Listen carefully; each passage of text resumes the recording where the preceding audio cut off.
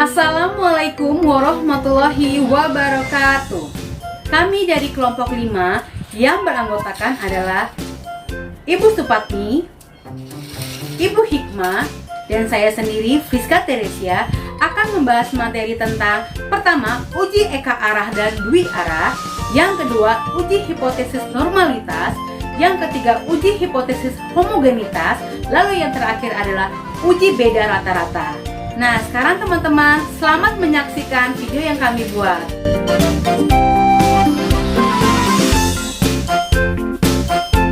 Konsep hipotesis. Hipotesis berasal dari bahasa Yunani, yaitu hypo, yang artinya di bawah. Tesis artinya pendirian atau pendapat yang ditegakkan. Artinya hipotesa merupakan sebuah istilah ilmiah yang digunakan dalam rangka kegiatan ilmiah yang mengikuti kaidah-kaidah biasa secara sadar, teliti, dan terarah. Dalam penggunaannya sehari-hari, hipotesa ini sering juga disebut dengan hipotesis. Tidak ada perbedaan makna di dalamnya. Hipotesis juga disebut sebuah anggapan, perkiraan, dugaan, dan lain sebagainya. Hipotesis juga berarti sebuah pernyataan atau proposisi yang menyatakan bahwa di antara sejumlah fakta ada hubungan tertentu. Proposisi inilah yang akan membentuk proses terbentuknya sebuah hipotesis di dalam penelitian. Uji eka arah dan uji dwi arah. 1. Hipotesis direksional atau uji eka arah. Hipotesis direksional merupakan rumusan hipotesis yang arahnya sudah jelas atau yang disebut dengan hipotesis langsung. Sedangkan pengujian hipotesis direksional terdiri dari dua uji, yaitu uji pihak kiri dan uji pihak kanan. Uji pihak kiri terdiri dari 3 hipotesis. 1. Hipotesis bersifat deskriptif. 2. Hipotesis bersifat komparatif. 3. Hipotesis bersifat asosiatif. Contoh, hipotesis yang bersifat deskriptif. Motivasi mahasiswa Pandaskesrek untuk mengikuti perkuliahan di Universitas PGRI Kediri paling tinggi 40% dari nilai ideal. Rumusannya adalah H0 dan H. H0 adalah motivasi mahasiswa Pandaskesrek untuk mengikuti perkuliahan di Universitas PGRI Kediri paling rendah atau sama dengan 40% dari nilai ideal. H adalah motivasi mahasiswa Pandaskesrek untuk mengikuti perkuliahan di Universitas PGRI Kediri paling tinggi 40% dari nilai ideal. Hipotesis statistiknya adalah H0.2 P lebih dari 40%. H.2 P lebih kecil 40%. Nah, sekarang uji pihak kanan terdiri dari 1. Hipotesis bersifat deskriptif. 2. Hipotesis bersifat komparatif. 3. Hipotesis bersifat asosiatif. Contohnya, hipotesis bersifat deskriptif. Motivasi mahasiswa Pandaskesrek untuk mengikuti perkuliahan di Universitas PGRI Kediri paling rendah 70% dari nilai ideal. Rumusannya adalah H0 dan H.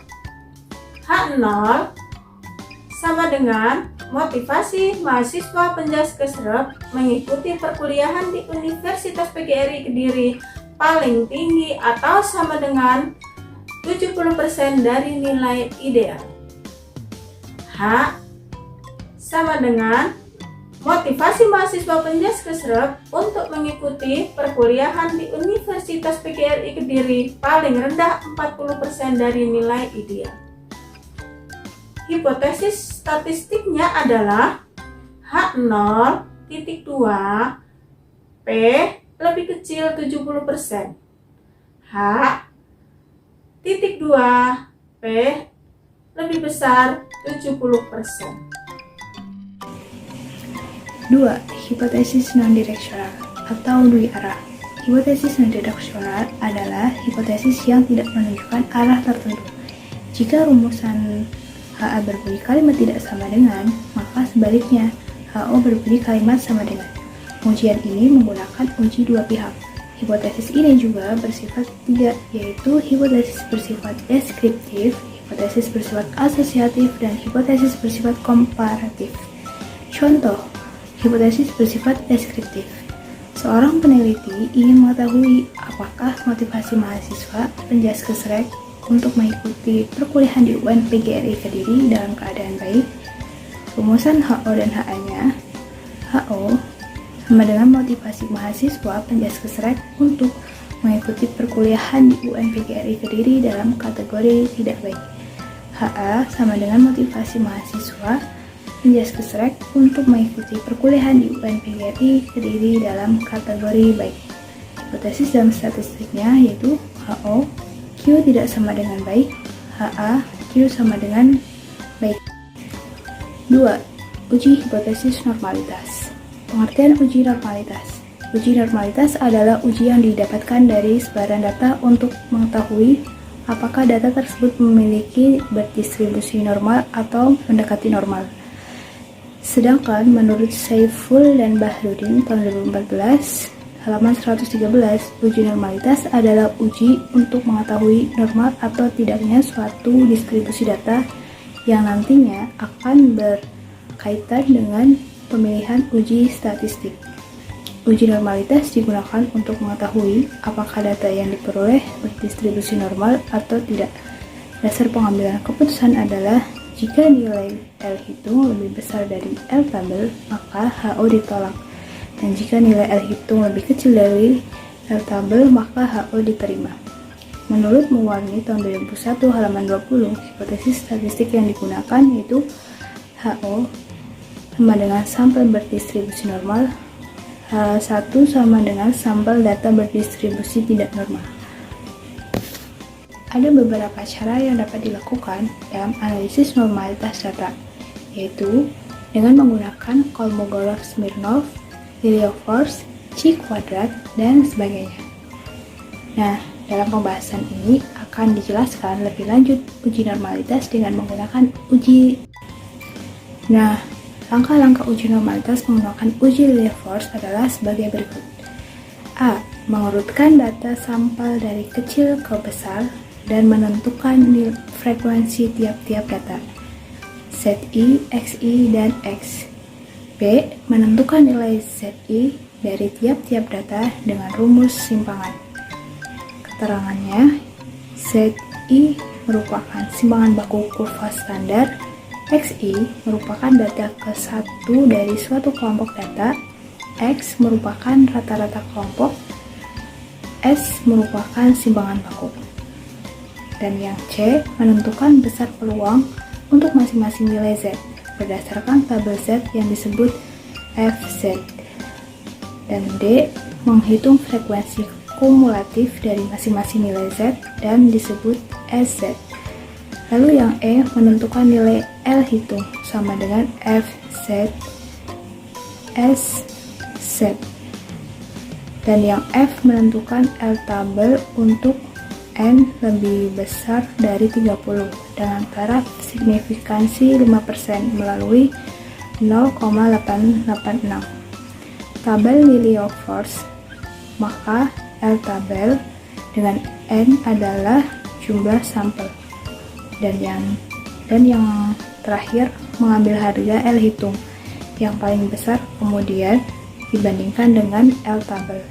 Jika L hitung lebih kecil dari L tabel, maka sampel berdistribusi normal. Yang ketiga adalah uji homogenitas. Apa sih pengertian uji homogenitas? Uji homogenitas adalah suatu prosedur uji statistik yang dimaksudkan untuk memperlihatkan bahwa dua arah lebih kelompok data sampel berasal dari populasi yang memiliki variansi yang sama. Pada analisis regresi, persyaratan analisis yang dibutuhkan adalah bahwa Galat regresi untuk setiap pengelompokan berdasarkan variabel terkaitnya memiliki variansi yang sama. Jadi, dapat dikatakan bahwa uji homogenitas bertujuan untuk mencari tahu apakah dari beberapa kelompok data penelitian memiliki variansi yang sama atau tidak. Nah, perhitungan uji homogenitas dapat dilakukan dengan berbagai cara dan metode. Beberapa yang cukup populer yang sering digunakan oleh penulis adalah, yang pertama itu adalah uji Bartlett, yang kedua adalah uji variance atau uji F, yang ketiga adalah uji Levin. Nah, kita akan simak satu persatu ya. Nah, yang pertama adalah uji Bartlett. Uji Bartlett digunakan untuk menguji apakah K-sampel berasal dari populasi dengan varians yang sama. K-sampel bisa berapa saja karena biasanya di uji Bartlett digunakan untuk menguji sampel atau kelompok yang lebih dari 2. Lalu uji Bartlett dapat digunakan apabila data yang digunakan sudah diuji normalitas dan datanya merupakan data normal. Apabila datanya ternyata tidak normal, bisa menggunakan uji Levin. Nah, rumusnya biasanya adalah X pangkat 2 sama dengan IN dikali N apabila B dikurang sigma DK log X1 pangkat 2, dan dimana S2 sama dengan sigma dikali DK SI pangkat 2 per sigma DK, dimana N itu adalah jumlah data dan B itu adalah sigma DK log S2, yang mana SI2 nya itu SI pangkat 2 nya itu varians data untuk setiap kelompok ke 1. Lalu DK adalah derajat kebebasan. Nah, hipotesis pengujiannya, HO itu adalah homogen, HA adalah paling sedikit salah satu tanda tidak sama. Kriteria pengujian jika X2 hitung lebih besar dari X2 tabel, maka 1 min A, DK sama dengan K1, maka HO ditolak. Jika X2 hitung lebih kecil X2 tabel, maka 1 min A DK sama dengan K min 1, maka HO diterima. Lalu yang kedua adalah uji variance atau uji F. Rumus uji F adalah F sama dengan S12 per S22, di mana S12 itu adalah varians kelompok 1, S22 adalah varians kelompok 2. Hipotesis pengujiannya HO Q12 sama dengan Q22 atau varians data homogen. Lalu yang HA adalah Q12 sama dengan Q22 atau varians data tidak homogen. Nah, kriteria pengujiannya adalah jika F hitung lebih besar F tabel, maka 0,05 DK1 ada DK2, maka HO ditolak. Lalu jika F hitung lebih kecil F tabel 0,5 DK1 dan DK2, maka HO diterima. Nah, contoh soalnya adalah suatu data penelitian untuk mengetahui kinerja guru berdasarkan golongan kepangkatannya, kemudian dibuat suatu alat ukur kinerja guru. Dengan menggunakan alat tersebut diperoleh skor kinerja guru dari sebanyak 70 orang responden. Adapun ringkasan data dari kinerja guru tersebut berdasarkan golongan seperti pada tabel berikut. Tabel 7.4 hasil kinerja guru berdasarkan golongan kepangkatannya. Golongan 1 jumlah responden 20, jumlah skor kinerja 1894, rata-rata skor 92,45, varians data 8,23. Golongan 2 jumlah responden 50, jumlah skor kinerja 4634, rata-rata skor 92,68, varians data 8,46. Langkah pengujian. Yang pertama, varians dari setiap kelompok sampel. Varian dari golongan 1 S1 kuadrat sama dengan 8,23 dengan DK sama dengan 20 kurangi 1 sama dengan 19. Varians dari golongan 2 S2 kuadrat sama dengan 8,46 dengan DK sama dengan 50 dikurangi 1 sama dengan 49.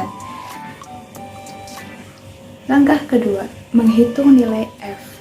F sama dengan S1 kuadrat per S2 kuadrat sama dengan 8,23 per 8,46 sama dengan 0,973. Langkah ketiga, menentukan F tabel. pada taraf signifikansi 5% dengan DK1 sama dengan 19 dan DK2 sama dengan 49 didapat F tabel dalam kurung 0,05 19,49 sama dengan 1,3. Uji Levene. Uji Levene juga merupakan metode pengujian homogenitas varian yang hampir sama dengan uji Bartlett. Perbedaan uji Levene dengan uji Bartlett yaitu bahwa data yang diuji dengan uji Levene tidak harus berdistribusi normal, namun harus kontinu. Pengujian hipotesis yaitu HO data homogen H1 paling sedikit ada satu yang tidak sama. Nah, rumusnya W sama dengan dalam kurung N kurangi K dikali sigma N dikali Z bar T dikurangi Z bar kuadrat per dalam kurung K dikurangi 1 dikali sigma dikali Z dikurangi Z bar T kuadrat. Keterangan N sama dengan jumlah observasi, K sama dengan jumlah kelompok, Z sama dengan nilai Z per data, Z bar T sama dengan nilai rata-rata Z per kelompok, Z bar sama dengan nilai rata-rata Z keseluruhan. Uji beda rataan. Pengertian uji beda rataan. Komparasi berarti hubungan perbandingan. Uji komparasi dapat disebut juga uji beda. Uji komparasi merupakan salah satu alat statistik yang bertujuan untuk membandingkan antara dua kondisi atau masalah yang sedang diteliti. Apakah antara keduanya terdapat perbedaan yang signifikan atau tidak. Apabila data yang dianalisis berskala interval atau rasio, maka alat analisis yang tepat adalah T-strip test atau uji T. Namun, apabila data yang dianalisis berskala nominal, maka alat analisis komparasi yang tepat adalah chi kuadrat. Terdapat dua model komparasi, yaitu komparasi dua sampel, komparasi antara dua sampel yang sering disebut juga komparasi cross sampel. Selanjutnya, setiap model komparasi sampel dibagi menjadi dua jenis, yaitu sampel yang berkorelasi dan sampel yang tidak berkorelasi, disebut juga sampel independen. Sampel independen adalah sampel yang tidak berkaitan satu sama lainnya. Misalnya, membandingkan kemampuan gerak dasar siswa SMA dan SMP, membandingkan motivasi kerja pegawai swasta dan PNS, atau lain sebagainya. Terdapat 3 uji dalam uji beda rataan, yaitu 1. Uji dua pihak, 2. Uji T atau T-test 2 sampel, 3. Uji T atau T-test 1 sampel bebas. Uji dua pihak. Rumusan hipotesis 0 dan hipotesis alternatif pada uji dua pihak berbunyi H0 sama dengan tidak ada perbedaan kemampuan gerak dasar antara siswa SMA dan siswa SMP. H sama dengan terdapat perbedaan kemampuan gerak dasar antara siswa SMA dan siswa SMP. Atau dalam bentuk statistik sebagai berikut. H0 titik 2 mu 1 sama dengan mu 2. H titik 2 mu 1 tidak sama dengan mu 2. Langkah selanjutnya 1. Uji pihak kiri. Rumusan hipotesis 0 dan hipotesis alternatif pada uji pihak kiri berbunyi HO kemampuan gerak dasar siswa SMA yang masuk pagi hari lebih besar atau sama dengan yang masuk sore hari. HA kemampuan gerak dasar siswa SMA yang masuk pagi hari lebih rendah dari yang masuk sore hari. Atau dalam bentuk statistik sebagai berikut. HO sama dengan mu 1 lebih besar daripada mu 2. HA mu 1 lebih kecil daripada mu 2. Yang kedua, uji pihak kanan. Rumusan hipotesis nol dan hipotesis alternatif pada uji pihak kiri berbunyi HO kemampuan gerak dasar siswa SMA lebih kecil atau sama dengan siswa SMP. HA kemampuan gerak dasar siswa SMA lebih besar dari siswa SMP. Atau dalam bentuk statistik sebagai berikut. HO mu1 lebih kecil dari mu2. HA mu1 lebih besar daripada mu2.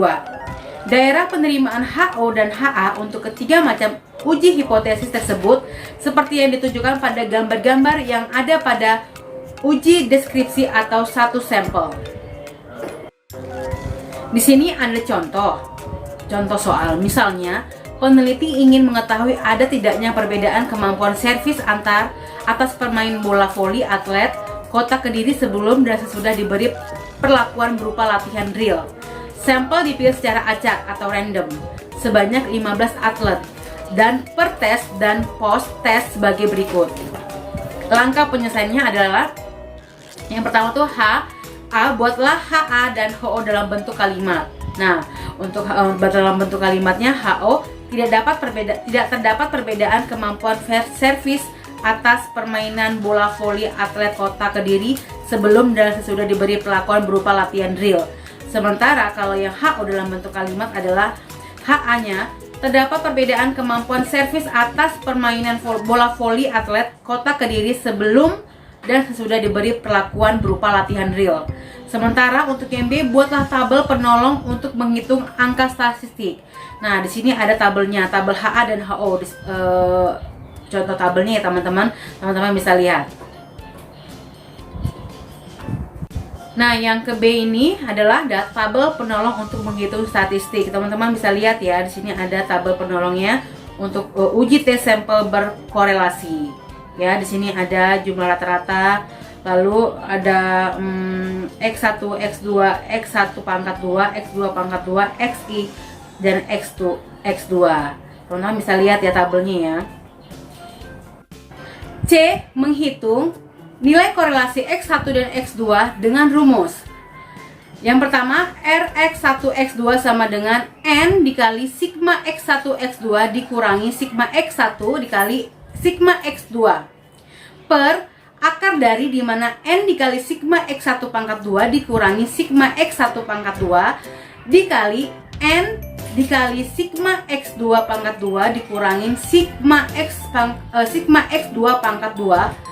Rx1x2 sama dengan 15 kali 4155 dikurangin 232 dikali 266 per akar dari 15,3664 dikurangi 232 pangkat 2 dikali 15,4756 dikurangi 266 pangkat 2, hasilnya adalah 0,753. Nah, lalu yang dia menguji signifikansi dengan rumusnya adalah T sama dengan sig bar X1 dikurangi sig bar X2 per akar dari S1 pangkat 2 per N1 plus S2 pangkat 2 per N2 dikurangi 2R dikali S1 per akar dari N1 dikali S2 per akar dari N2.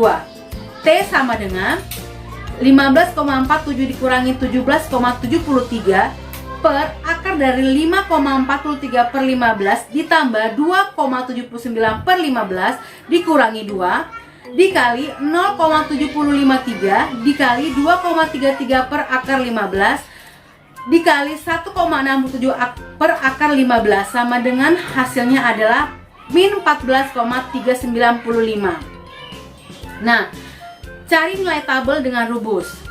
Taraf signifikan A sama dengan 0,05 dk sama dengan N1 dan N2 kurang 2 sama dengan 15 tambah 15 dikurangi 2 sama dengan 28. Dengan dk 28 dan taraf signifikasi sebesar 5% ditemukan tabel sebesar 2,048. Lalu kesimpulannya adalah ternyata terhitung lebih kecil tabel atau min 3,395 lebih kecil dari min 2048, maka HO diterima, yang artinya tidak terdapat perbedaan kemampuan servis atas permain bola voli atlet Kota Kediri sebelum dan sesudah diberi perlakuan berupa latihan drill. Untuk lebih jelasnya dapat dilihat kedudukan terhitung dan tabel pada gambar berikut. Nah, di samping ini teman-teman bisa lihat ada gambar tabelnya ya. Bisa teman-teman perhatikan. Yang ketiga adalah uji T atau t-test satu sampel bebas. Misalnya, terdapat penelitian di mana data dalam masalah itu berskala interval atau rasio dari sampel bebas atau dari dua kelompok sampel yang berbeda. Nah, seorang peneliti ingin mengetahui kemampuan berbahasa Inggris antara mahasiswa lulusan IPA dengan mahasiswa lulusan IPS. Untuk itu diperlukan rumus t-test. Apakah rumusnya? Rumusnya sebagai berikut: X bar X1 dikurangin X bar X2 per akar dari S pangkat 2 per N1 plus S2 per N2. S pangkat 2 sama dengan sigma X1 pangkat 2 dikurangin sigma X1 pangkat 2 per N1 ditambah sigma X2 pangkat 2 dikurangi sigma X2 pangkat 2 per N1 per N1 plus N2 dikurangin 2. Nah, keterangan T, nilai perbedaan yang dicari atau S pangkat 2 sama dengan variasi populasi. Lalu rumus uji komparasi atau t-test di atas menggambarkan bahwa yang dibandingkan adalah nilai rata-rata hitung dari kedua kelompok sampel, di mana jumlah masing-masing kelompok sampel tidak harus sama atau boleh berbeda. Dan hasil perbandingan menggunakan nilai mutlak atau tidak mempersoalkan nilai minus atau plus. Nah, baiklah teman-teman, sekian penjelasan kami hari ini. Mudah-mudahan video yang teman-teman lihat bermanfaat untuk teman-teman pelajarin di rumah. Sekianlah dari kami. Wassalamualaikum warahmatullahi wabarakatuh. Sampai jumpa dari kelompok 5.